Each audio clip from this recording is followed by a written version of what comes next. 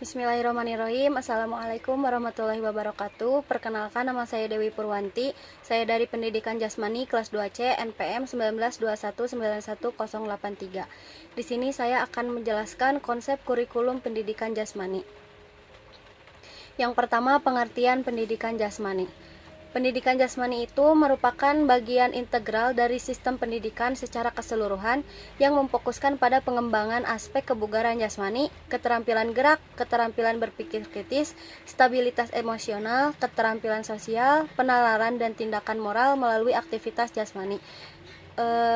Definisi tersebut dikemukakan oleh Depdiknas pada tahun 2003.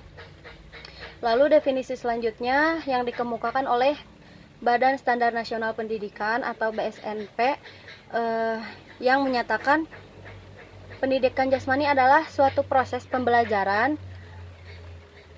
melalui aktivitas jasmani yang didesain untuk meningkatkan kebugaran jasmani, mengembangkan keterampilan motorik, pengetahuan dan perilaku hidup sehat dan aktif, sikap sportif, dan kecerdasan emosi.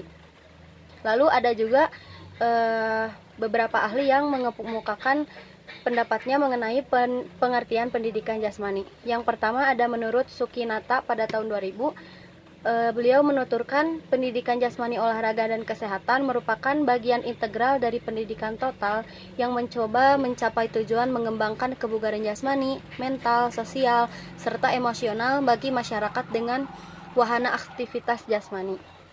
Lalu menurut Samsudin pada tahun 2008, ia mengemukakan bahwa pendidikan jasmani adalah suatu proses pembelajaran melalui aktivitas jasmani yang didesain untuk meningkatkan keterampilan motorik, pengetahuan dan perilaku hidup sehat dan aktif, sikap sportif, dan juga kecerdasan emosi. Lalu yang ketiga, menurut Firmansyah pada tahun 2009, pendidikan jasmani itu merupakan proses pendidikan yang melibatkan interaksi antara peserta didik dengan lingkungan yang dikelola melalui aktivitas jasmani secara sistematik menuju pembentukan manusia seutuhnya. Lalu yang kedua ada asumsi dasar program pendidikan jasmani.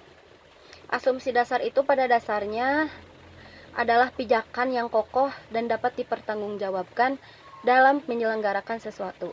Jadi asumsi dasar program pendidikan jasmani merupakan pijakan yang kokoh yang dapat dipertanggungjawabkan dalam membuat dan menyelenggarakan program penjas.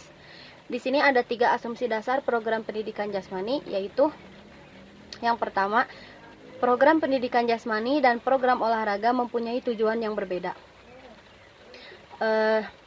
Yang kedua, anak-anak bukanlah miniatur dari orang dewasa. Jadi maksudnya ini kemampuan, kebutuhan, perhatian, dan minat anak-anak itu berbeda dari kemampuan, kebutuhan, minat, dan perhatian orang dewasa. Lalu yang terakhir ada anak-anak yang kita ajar sekarang tidak untuk dewasa sekarang juga. Jadi maksudnya itu ketika kita memberikan pemahaman sekarang, belum tentu anak itu langsung menangkap apa yang kita jelaskan pada saat itu juga.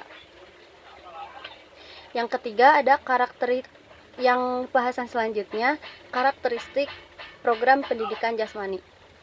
Karakteristik ini dibagi menjadi 2 bagian, yaitu developmentally appropriative practice atau DAP,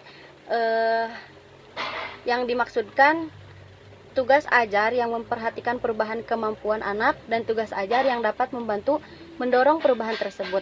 Dengan demikian, tugas ajar tersebut harus sesuai dengan tingkat perkembangan anak didik yang sedang belajar.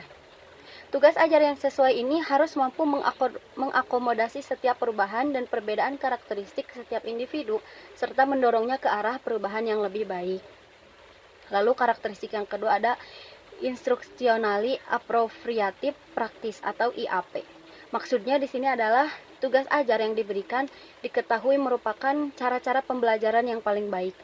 Nah, cara-cara pembelajaran tersebut merupakan hasil penelitian atau pengalaman yang memadai untuk memperoleh kesempatan dan keberhasilan belajar secara optimal. Untuk memperoleh gambaran yang lebih lengkap tentang karakteristik pembelajaran penjas ini, kita harus mengetahui dulu komponen-komponen kurikulum yang harus dilihat kesesuaiannya. Lalu bahasan yang selanjutnya ada ruang lingkup materi pendidikan jasmani. Ruang lingkup materi ini dibagi ke dalam beberapa bagian. Yang pertama ada permainan dan olahraga, aktivitas pengembangan diri, aktivitas senam, aktivitas ritmik, aktivitas air, pendidikan luar kelas, kesehatan, dan hanya itu saja. Baik, mungkin hanya itu yang bisa saya sampaikan. Wabillahi taufiq wal hidayah. Wassalamualaikum warahmatullahi wabarakatuh.